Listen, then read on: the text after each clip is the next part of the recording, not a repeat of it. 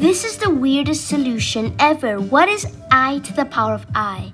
Now, many of you might have dealt with imaginary numbers, but what is this? We're going to evaluate it today and we'll see what we get. Is it even a real number? Is it like complex? We don't know. Let's see. So first, to approach this problem, we have to note that e to the natural log of x is equal to x, and also that e to the power of I times theta is equal to the cosine of theta plus I sine theta. And now I'm going to draw a coordinate plane, okay? And it is not just any coordinate plane, it is the complex plane, which contains complex and real numbers. So these are the real numbers and this is imaginary. So I'm going to label 1 here, negative 1 here. I'm going to have I over here and then negative I over here. Okay, now from this, if we get the angle of, if we set theta to pi over 2, right?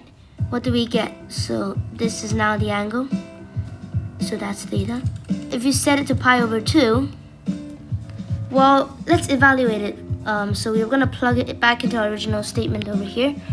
So now e to the I times pi over 2 is equal to the cosine of pi over 2 plus I times the sine, or just I sine, of pi over 2. Now, if we actually evaluate this, we find that the cosine of, pi over 2 is equal to 0.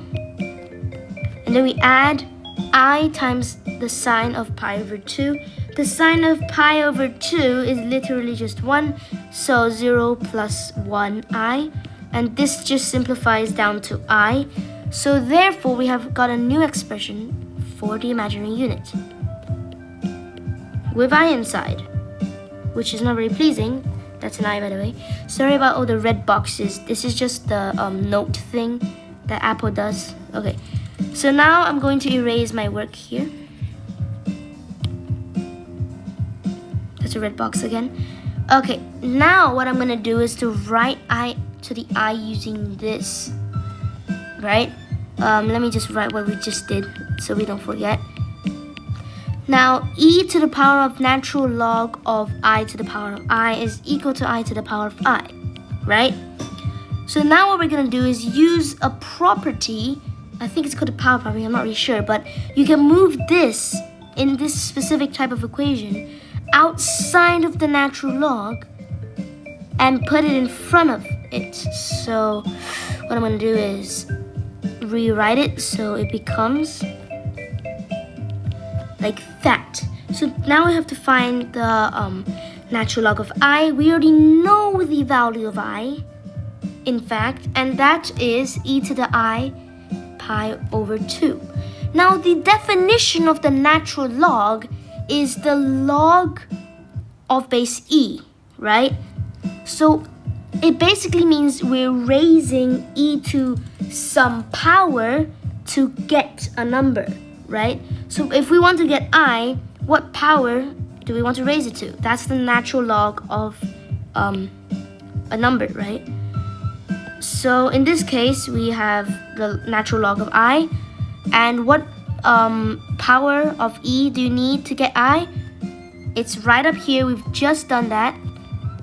Maybe you can't see. I'm just going to use this blue highlighter here. As you can see on the top of the screen, it is I times pi over 2. Therefore, I'm going to just rewrite that. Now, this is pretty messy, but you get the idea. Okay. I to the power of I. Now we have this expression, and it's time to approach our very nice finish. So, I'm going to rewrite my expression over here. Again, literally rewriting. And now, what happens to this is we get I squared, which is here, is negative 1. So, we just get negative pi over 2 is equal to, boom, that is I to the I, by the way, right? And it is actually a real number. What? When I actually did the math, like, I almost jumped out of my seat. Well, actually, I did. I almost went out of my room. I almost did. Basically, it evaluates to this number, which is approximately 1/5. Now, guys, thanks for watching. You can now tell your friends something like this. Give them a random problem that would haunt them for the rest of their lives. What unit fraction is closest to the value I to the power of I? And that indeed is 0.208, which is roughly 1/5. So 1/5 is the actual rough approximation of I to the power of I. Isn't that crazy? It's so crazy. And now, guys, thanks for watching, and please subscribe.